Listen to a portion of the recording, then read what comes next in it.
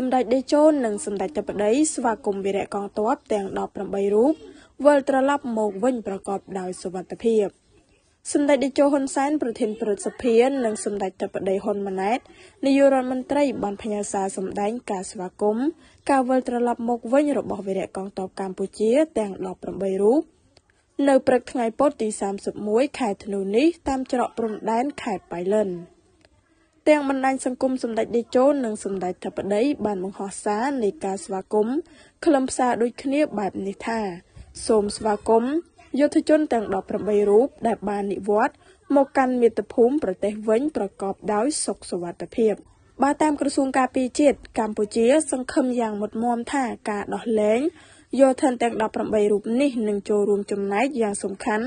ក្នុងការកសាងការជឿជាក់និងជំនឿទុកចិត្តព្រមទាំងបង្កើតបរិយាកាសអំណោយផលដល់ការលើកកម្ពស់សន្តិភាពស្ថិរភាព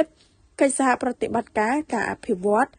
និងការវិលត្រឡប់ទៅរកប្រក្រតីភាពនៃទំនាក់ទំនងឡើងវិញ